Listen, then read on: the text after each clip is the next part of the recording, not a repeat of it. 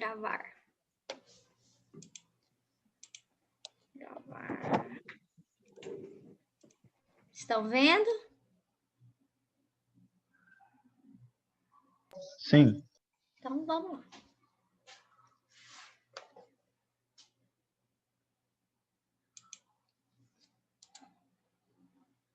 Citoplasma, né? Mais uma das organelas celulares.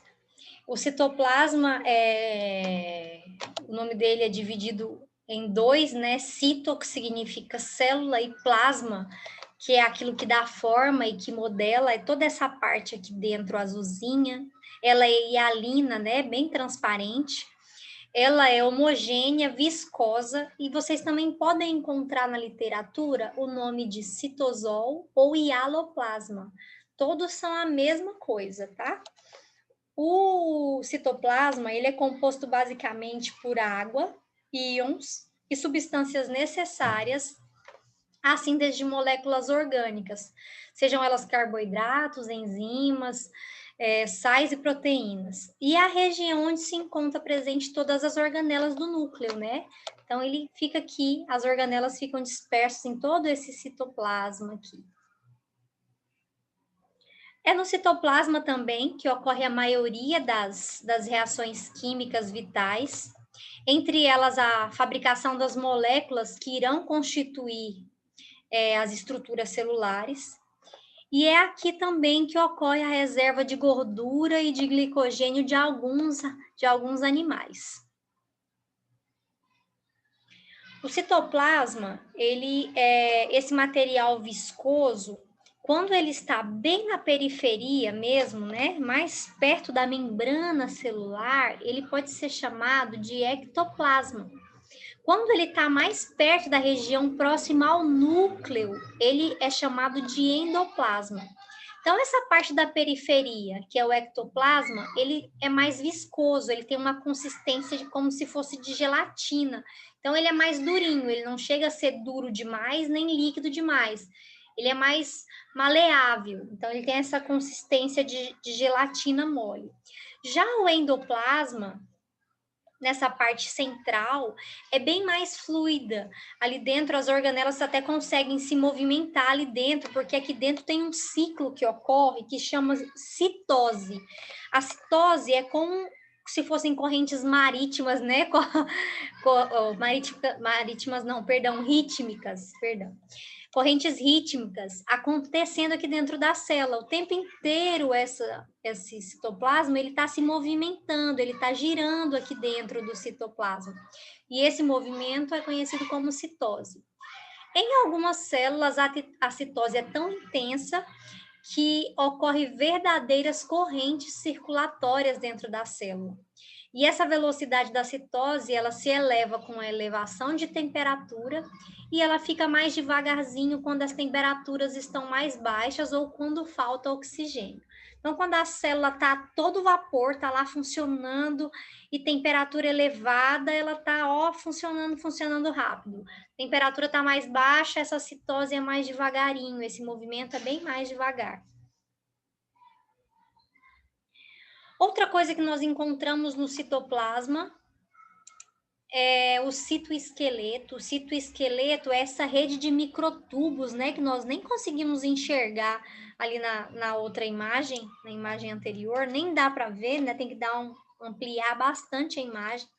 E ele é composto por essa rede de fibras proteicas que ela ajuda a dar forma e sustentação, tanto no citoplasma quanto para as outras organelas que estão lá dentro. Então, essa rede ela consegue segurar as organelas e estruturar todo o citoplasma da célula, dando essa forma e dando essa sustentação. Então, dentro do citoplasma, nós temos todas as organelas celulares e vamos dar uma pinceladinha em cada uma delas, né? A gente já tinha comentado naquela aula central, mas agora nós vamos falar um pouquinho mais para nós nos familiarizarmos ainda mais com as organelas celulares. Dentro do citoplasma, nós podemos encontrar os ribossomos. Os ribossomos são essas estruturas bem arredondadas e granulares que ficam presas, né, aqui nessa foto, na parede do retículo endoplasmático rugoso, mas os ribossomos também eles podem estar dispersos lá dentro do citoplasma, soltos lá dentro do citoplasma. Ele também pode ser encontrado lá na parede lá do núcleo, então na parede do núcleo. Então, os ribossomos são estruturas encontradas em diversos lugares da célula. Lembra que na célula procarionte, apesar de ela não possuir organelas, a única organela que lá não é considerada organela porque não tem presença de membrana, ele se faz presente na célula, inclusive é um dos meios de descaracterização de uma célula procarionte para uma célula eucarionte. Então, os ribossomos também estão presentes lá nas células procariontes. Então, pequenas estruturas em fórmula de grânulos e arredondadas que estão presentes nas células. Eles são visíveis apenas em microscópio eletrônico e é formado por proteínas e moléculas de RNA. Eles estão presentes em parte no citoplasma, como ribossomos livres, como eu já falei no comecinho do slide, e podem ser encontrados também na mitocôndria, nos cloroplastos e no retículo endoplasmático rugoso. No liso, nós não vamos encontrar ribossomos. E a principal função dos ribossomos é sintetizar a proteína. Aqui nós temos a figurinha de um ribossomo ampliado, ele tem um formatozinho como se fosse de uma mão em cima da outra. Aqui dentro passa as proteínas que vão ser sintetizadas e ele auxilia em todo esse processo. Outra organela do meio citoplasmático, organela celular, é o retículo endoplasmático. Ele pode ser dividido em dois, em retículo endoplasmático rugoso, que é esse aqui, ou retículo endoplasmático liso, que é esse aqui. O retículo endoplasmático liso, ele também pode ser chamado de agranular, que não tem presença de grânulos, ele não tem a presença de ribossomos aqui presentes, por isso ele é agranular e é liso. Já o retículo endoplasmático rugoso, ou granular, é esse aqui, cheio de grânulos, que são os ribossomos presentes neles. Os dois, apesar de terem, né, o mesmo nome, um sendo granular e o outro sendo agranular, né, eles têm funções diferentes. O retículo endoplasmático rugoso é responsável por sintetizar proteínas. O retículo endoplasmático liso, ele é responsável por sintetizar lipídios. E ele também ajuda a desintoxicar as células de algumas substâncias como o álcool. Ele, pessoas que são alcoólatras, se vocês pegarem uma célula do fígado dele e aumentar, a gente consegue perceber que o retículo endoplasmático dessas pessoas, eles são bem maiores. Porque ele justamente ele acaba ficando maior para jogar substâncias para ajudar a desintoxicar a célula.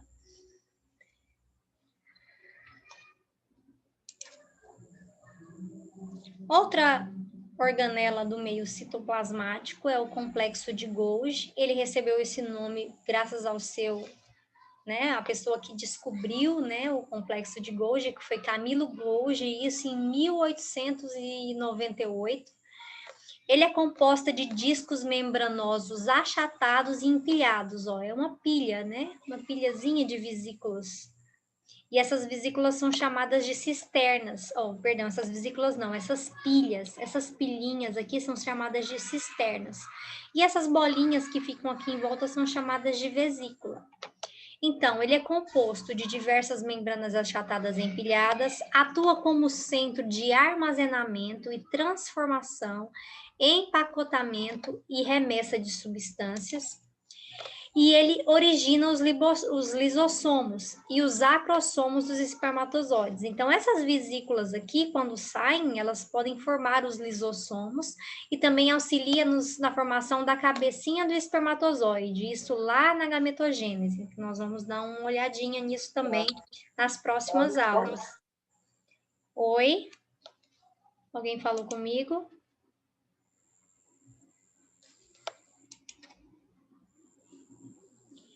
Então, o complexo de Golgi são pilhas dobradas, conhecidas como cisternas, e essas cisternas na literatura ainda têm um nome.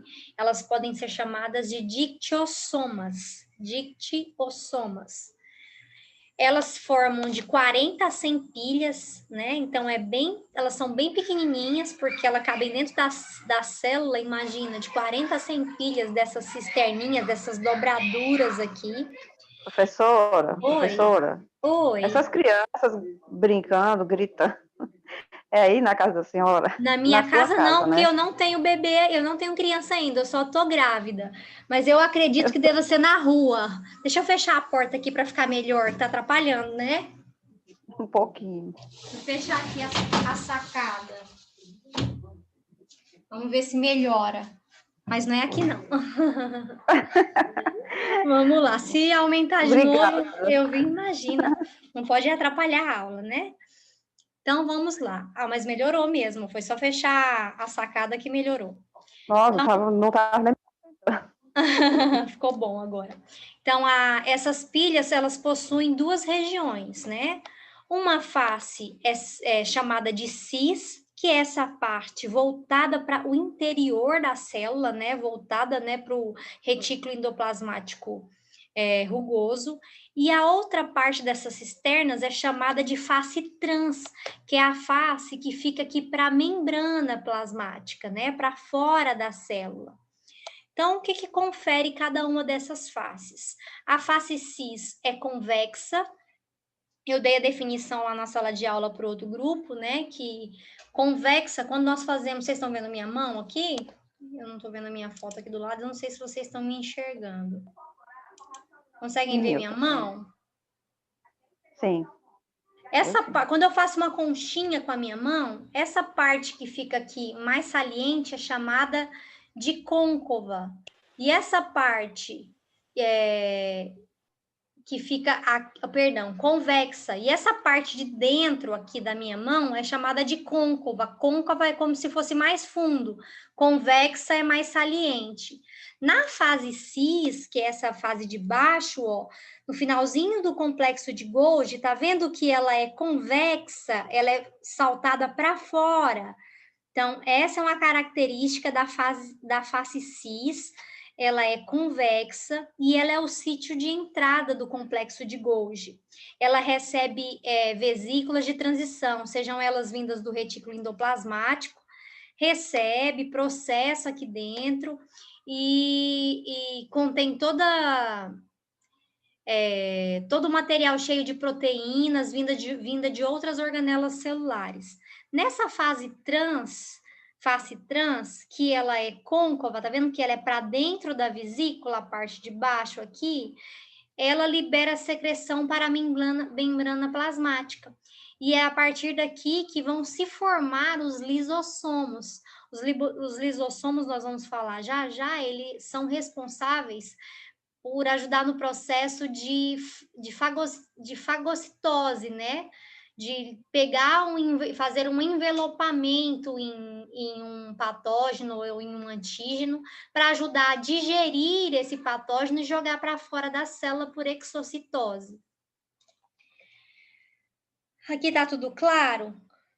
Que é o complexo de Golgi são pilhas, ele tem duas faces, uma face cis que é voltada para dentro da célula, uma face trans que é voltada para fora da célula e ajuda na formação dos lisossomos. Tudo certinho? Então, vamos lá. A aula já está acabando? Não, ainda tem mais coisas.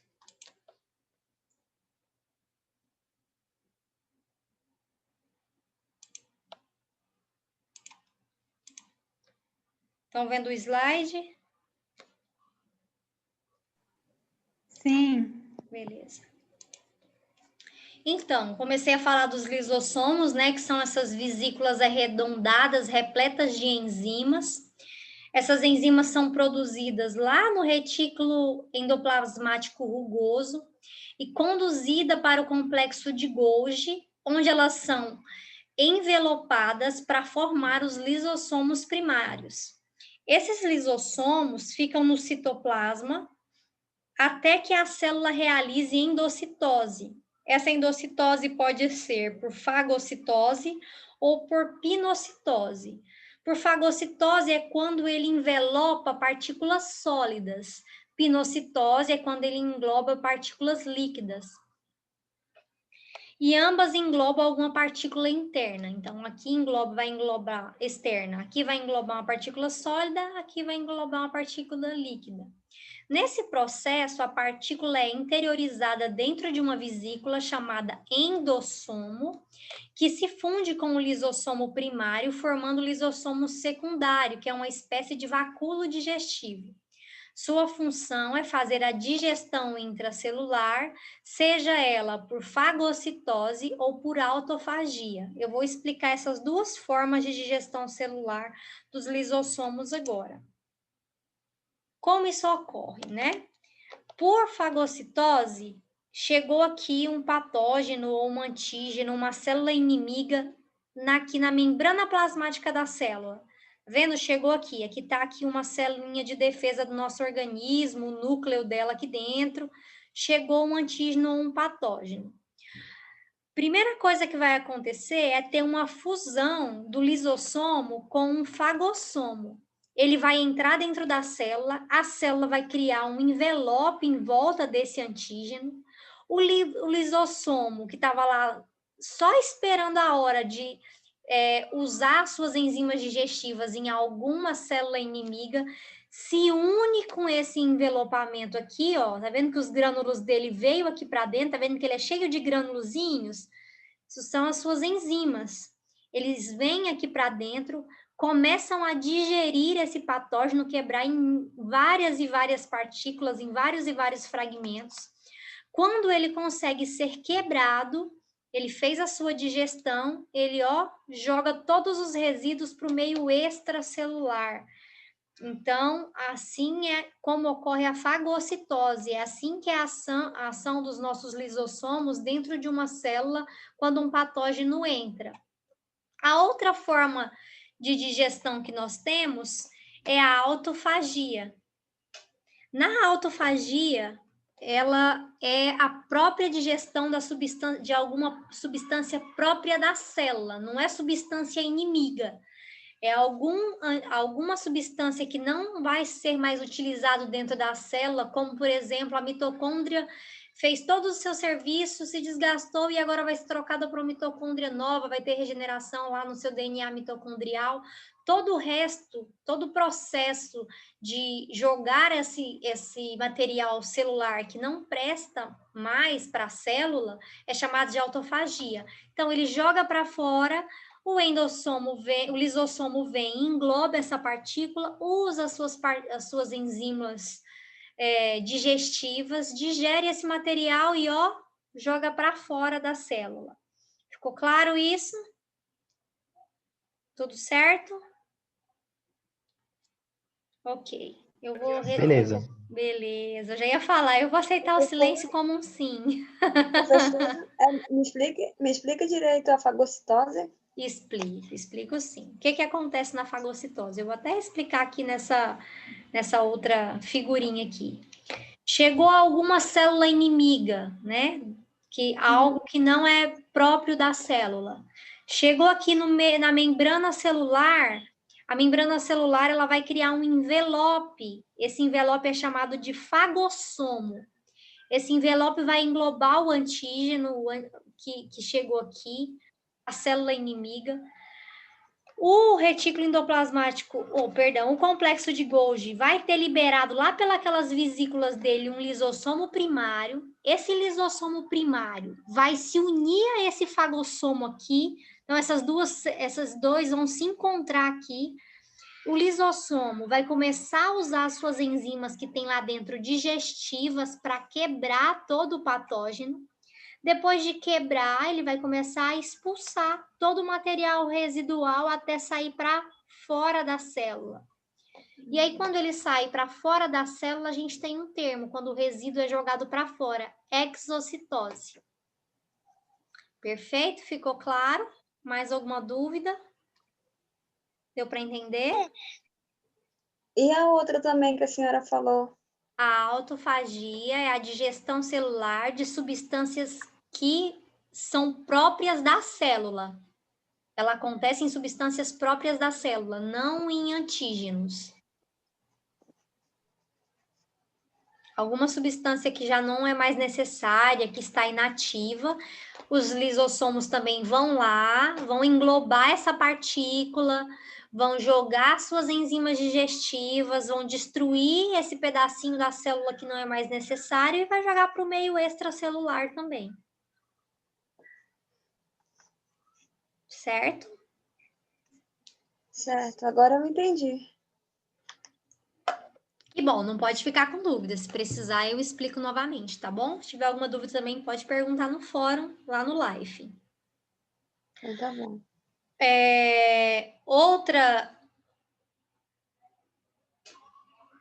Outra organela encontrada dentro do citoplasma são os peroxissomos. Eles são vesículas arredondadas, os quais estão envoltos por uma membrana lipoproteica. Ela também apresenta enzimas digestivas, e as enzimas digestivas deles são chamadas de oxidase, que são responsáveis por oxidar substâncias orgânicas. Essas enzimas, elas oxidam os ácidos gráficos para a síntese de colesterol. Também são usadas como matéria-prima na respiração celular, com o intuito de obter energia. Nas reações de oxidação é produzido o peróxido de hidrogênio, e é por isso que a organela recebe esse nome, né? Peroxissomos, porque acontece a reação de oxidação e gera um peróxido de hidrogênio. No corpo humano, os peroxissomos são encontrados nas células que formam os rins e nas células hepáticas, nas células do fígado.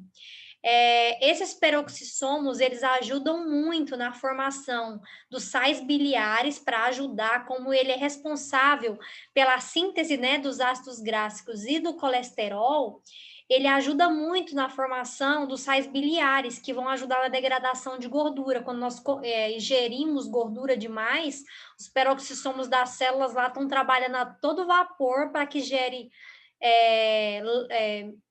bilis e ajude em toda a digestão e em todo o processo. Outra ação dos peroxissomos são em substâncias tóxicas como o álcool e os medicamentos. Então, se ocorre uma intoxicação no fígado por algum medicamento ou por algum álcool, os peroxissomos também vão lá e ajudam a oxidar tudo isso que é tóxico no organismo, tá bom? Outra estrutura citoplasmática, da qual não faz parte da célula animal, faz parte da célula vegetal, são os glioxissomos. Ele está presente nas folhas, nas sementes, participam da germinação, auxiliam também em algumas reações da fotossíntese, mas só está aqui a nível de curiosidade, porque não é o nosso foco a célula vegetal, o nosso foco é a célula animal, tá bom? Outra organela citoplasmática são os centríolos. Eles não são envolvidos por membrana e participam no processo de divisão celular, que vão ajudar a orientar o deslocamento dos cromossomos e também são responsáveis pela formação dos cílios e dos flagelos nas células unicelulares. Flagelo é essa parte aqui que ajuda na locomoção, e aqui são os cílios, essas membraninhas aqui, esses cíliozinhos que também vão ajudar